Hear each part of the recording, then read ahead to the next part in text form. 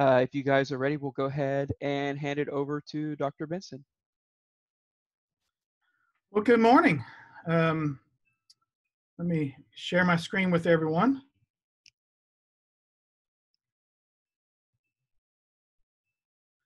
So you're thinking about becoming a chemical engineer. I cannot begin to tell you how happy and how excited that makes me feel, knowing that there are a new group of potential students out there. And let me tell you that it has been a wonderful career for me. The amount of things, and it's just absolutely amazing. All the different things that I've gotten to do with my career that I having grown up in a small town in Mississippi, that I never would have imagined I would get to do.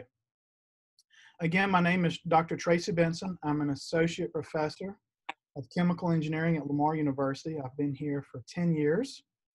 And let me go through the slides here and try to introduce you to chemical engineering. Chemical engineering is a combination of the natural sciences, such as chemistry and physics, life sciences, such as biology, microbiology, and biochemistry. We combine those sciences, those basic sciences, with mathematics and, of course, economics. And our mission is to transform one type of chemical or energy into a more useful type of chemical or energy. Take, for example, crude oil. As it's pumped out of the ground, it's of little value, it's of little use, but through a refinery, we can refine it into something that gives us value into the different products that we get to use every day. What do chemical engineers do? Well, the list is pretty exhaustive, but just to capture a few of the high points, in the curriculum, we teach you how to combine this chemistry and the math and physics so that you can operate chemical plants, in other words, take care of the day-to-day operations, design new chemical plants, new chemical processes, research and development, which is more of my specialty. And last but not least, we get to have fun. And I have that in all caps, because let me tell you, if we're not having fun with what we're doing, what's the point in doing it, right? So we get to take part in each and every one of those processes and different aspects of chemical engineering. And at the end of the day, we hope to upgrade the standard of living for the communities around us. What do chemical engineers make? Oh my gosh. Let's see. In areas of food, we either directly make or we're involved in the processes for cereals, meats, vegetables, frozen foods, canned foods, boxed foods. Fuel, obviously. Gasoline, diesel, motor oil, of course WD-40, right? Brake fluid. In the world of plastics, well, garbage bags, combs, toothbrushes, hairbrushes, squirt bottles, clothes baskets, car interiors, boats, boat interiors. In paper and paper products, look at notebook and copy paper, cardboard, toilet paper.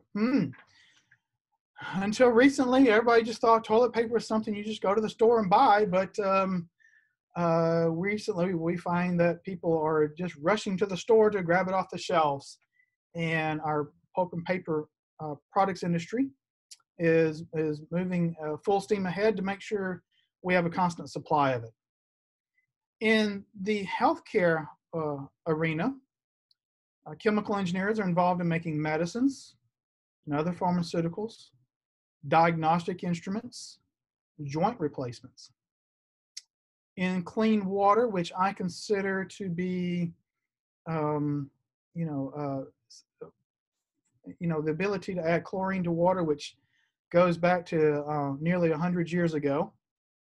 To me, I consider that to be one of the top 3 inventions of mankind in the 20th century.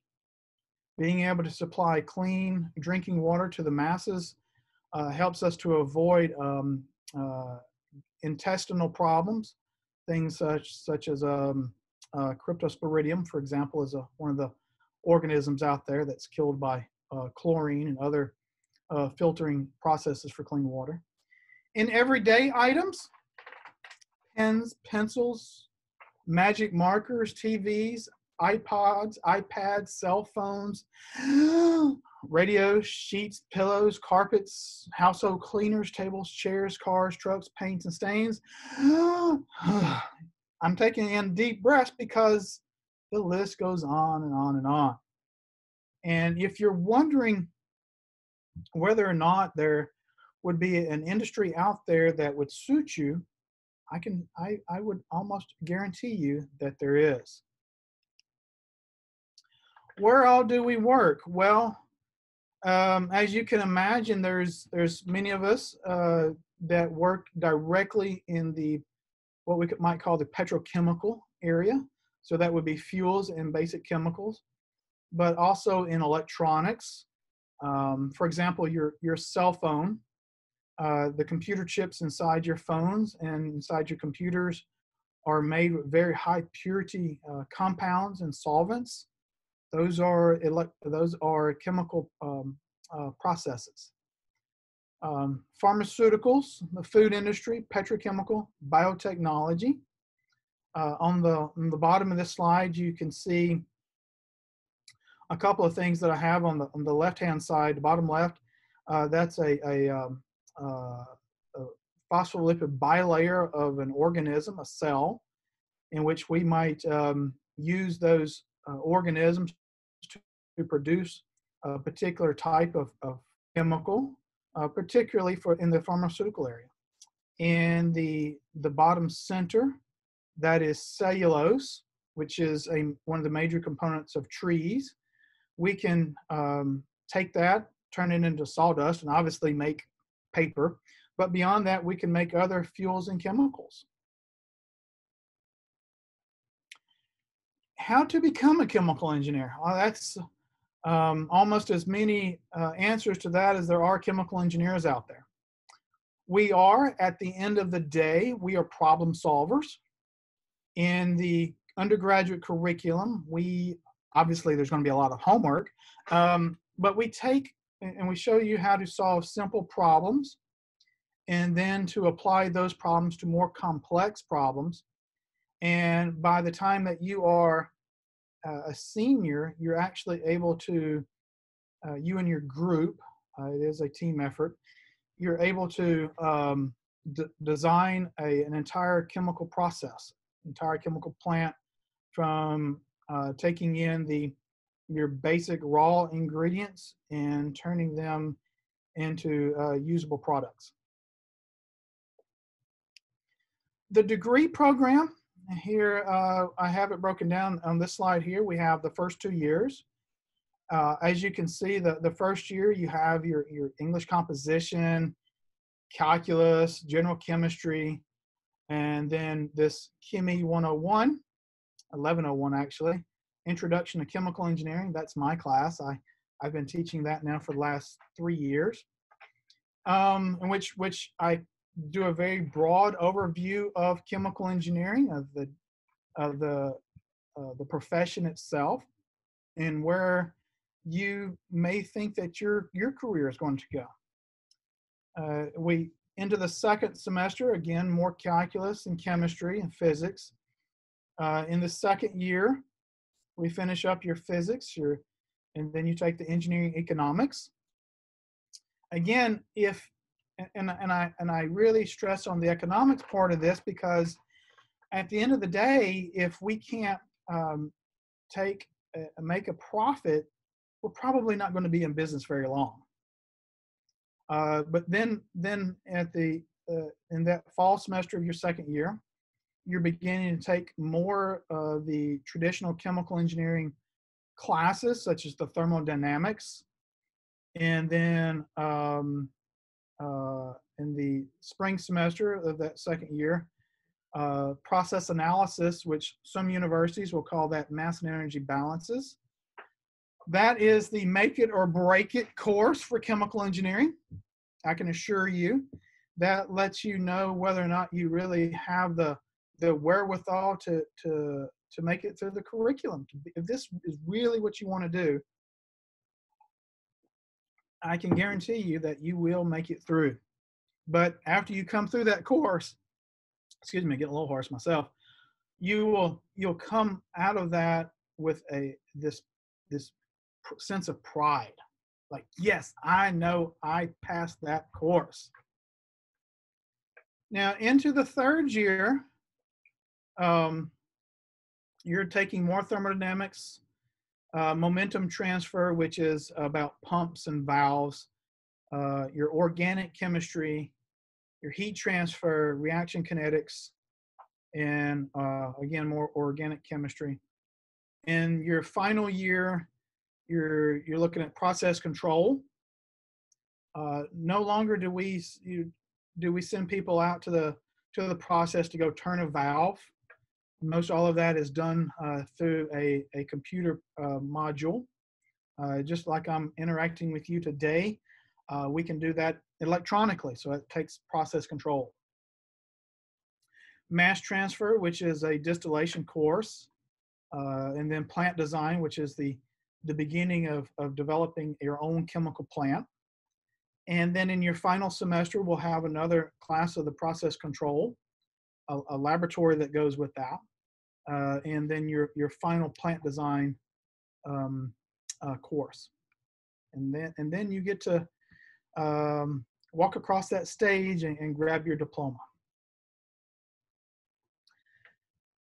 I've been teaching the unit operations laboratory at Lamar now for about 8 years. Back a couple of years ago, we went through a major renovation, nearly $2 million worth. And what we get to do, and some of the pictures I show you here are some of the things that we do with taking some of this to high schools. But what you can see here is a see-through distillation column. And I have a real close-up on the center picture there. And on the right-hand side, this is what the column looks like in the field. If you live anywhere in Southeast Texas, along the Gulf of Mexico, basically, we have thousands of these distillation columns that you may drive by and never really know what they are.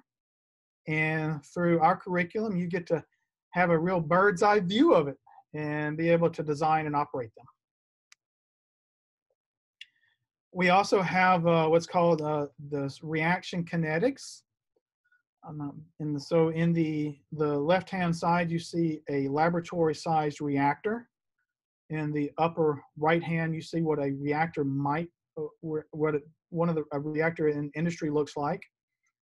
When I was a co-op, I got to experience a reactor that was about 10 feet in diameter and 3 stories tall. So you had to run up the different flights of stairs to go from one area to another. In the bottom picture there, the bottom right, is this was a laboratory experiment that I did where I was making methane or natural gas from chicken litter or chicken manure. And so we had a project where we were trying to determine how much natural gas could be produced from bacteria eating off of the chicken litter. Here are some more pictures of our unit operations laboratory. So you have on the left-hand side there, you see that red box-looking area that's filled with a lot of the computers that are used for the unit ops lab. So you can control basically the process and from inside that area. The top center picture here, where you see the word FlowServe, that is a flow control device. And then on the right-hand side, you see the blue thing that can tell you what the flow rate is moving through this piece of equipment. Life outside of class. Oh, you know, there's the curriculum, and then there's the curriculum. And when I say that, what I mean is there's the things that I can teach you in class. These are the math, the science, all that kind of stuff. But there's also the aspect of how shall I say it, and becoming more people. Engineers aren't necessarily known for being people, but we have to engage with others that may not be engineers or scientists, and through organizations such as AICHE, that's the American Institute of Chemical Engineers, we help to train you in having these soft skills. This is for the student organization. It's student led. So we have a president, vice president, uh, uh, uh, all the other officers that go with that. We have competitions. So we designed this Kimmy car. It's a shoebox size.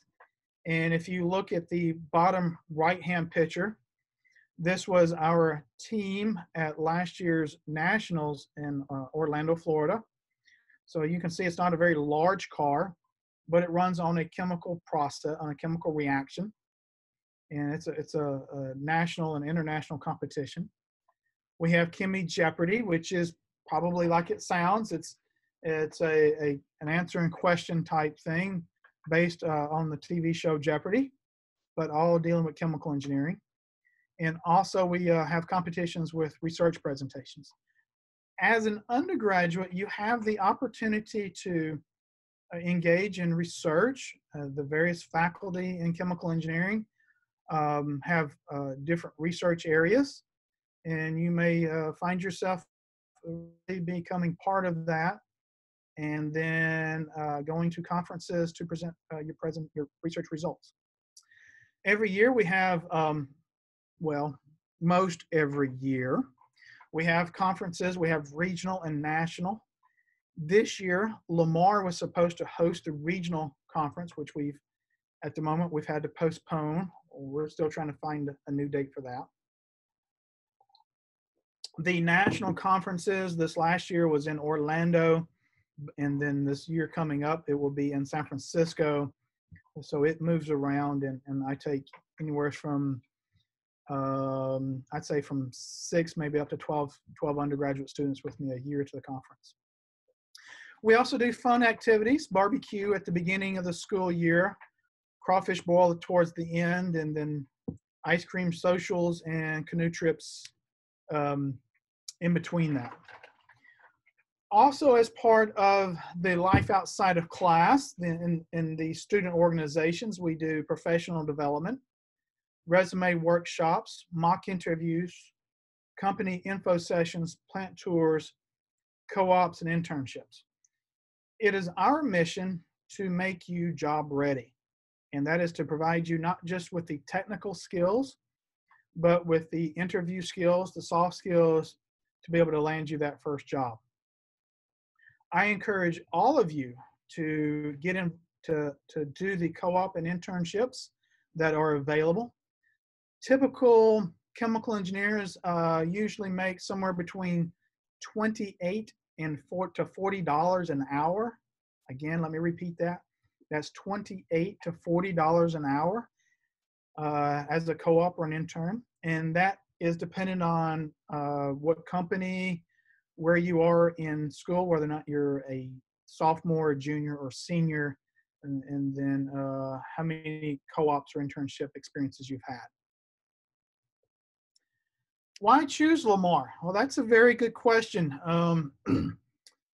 This graph is a few years old, but we, in terms of mid-career salary, we rank number 2, just behind Rice University as far as universities and engineering majors.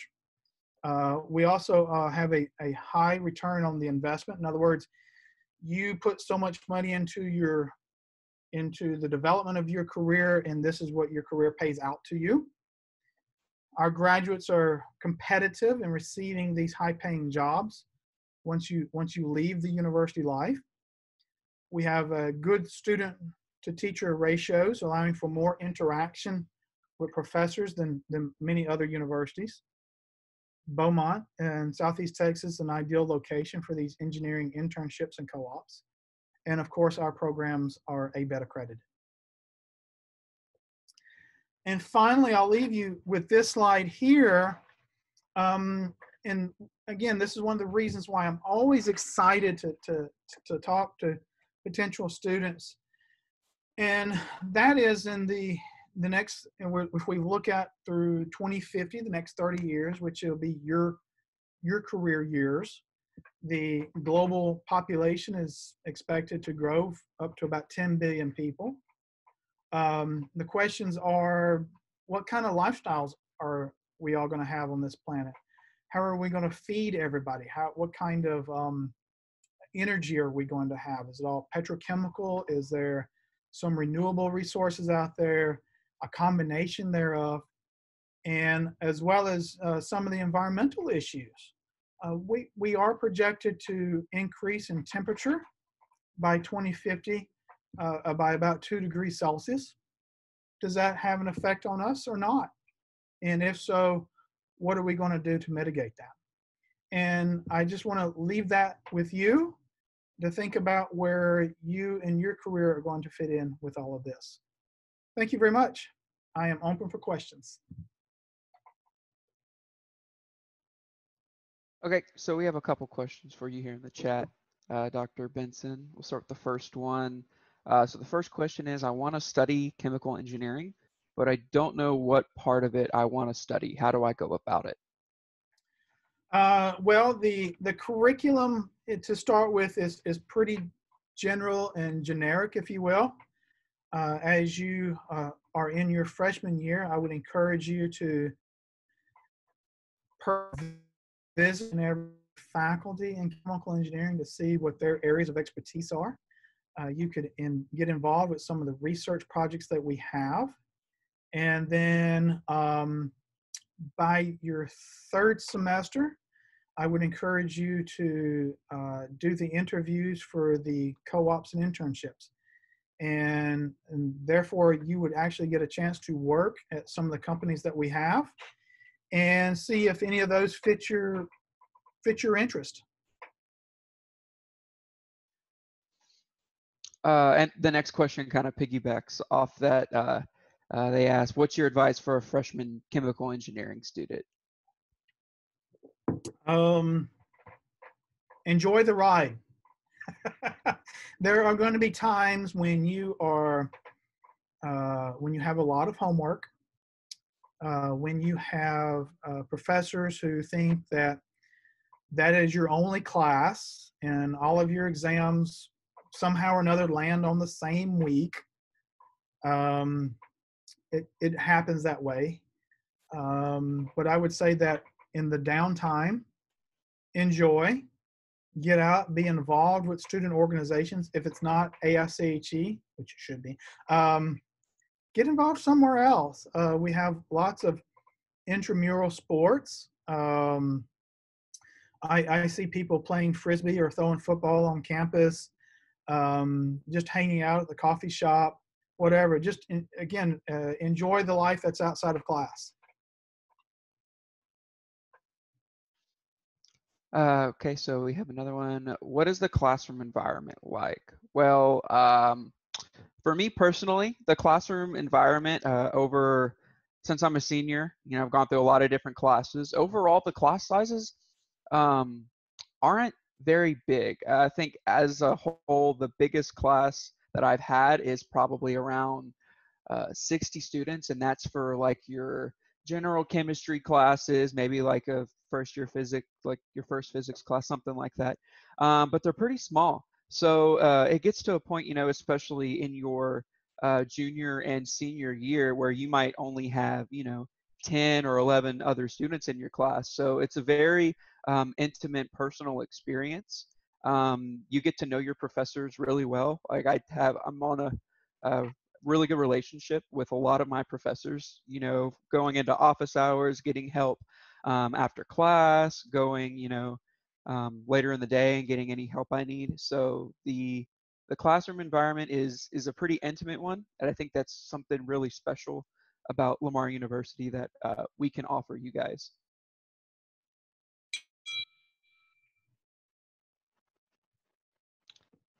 Are there any other questions? Does anybody have any other questions? Which state is the best to live in for a chemical engineer? Let me see. That's a tough one. I'm going to go with Texas on this one.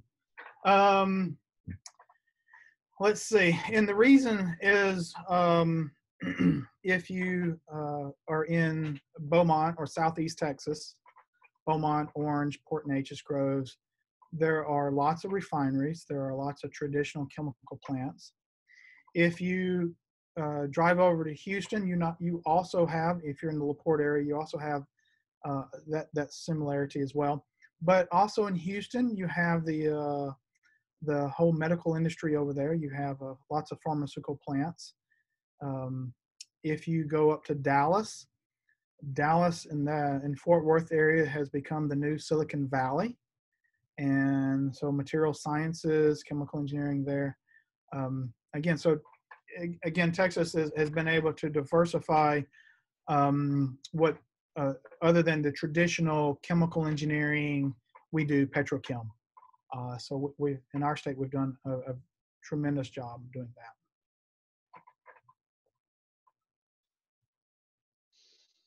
Awesome. So do we have any other last minute questions here?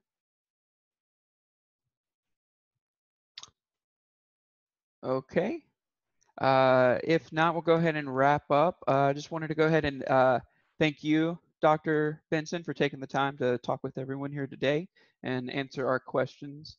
Also, thank you to Terrence for coming in to help us answer questions. Appreciate that. I'm going to go ahead and share this for you guys. Let me pull this up. Okay, so this is the contact information if any of you guys need it. So this is for Haley Strahan. She's the Director of Outreach and Student Services for the College of Engineering, and her email is right there. We also have Dr. Benson, who spoke with us today. If you guys have any questions specifically about chemical engineering, feel free to reach out as well. We also have the link here for finding your admissions counselor.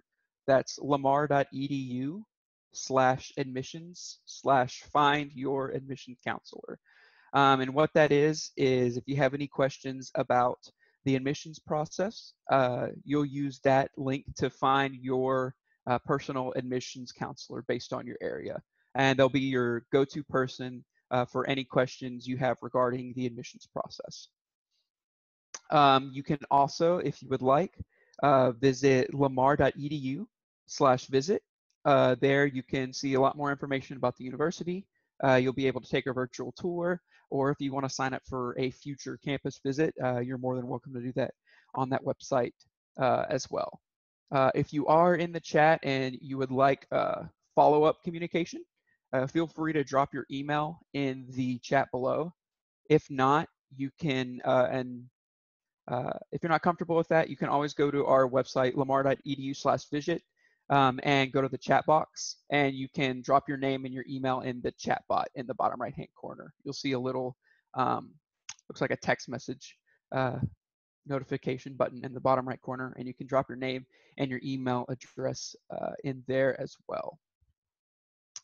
Well, yeah, I want to thank everybody for taking the time to come on and visit with us. And I hope you guys have a great rest of the day. Thank you so much. Thank you, everyone. Have a good one, Dr. Benson. Thank you. Thank you.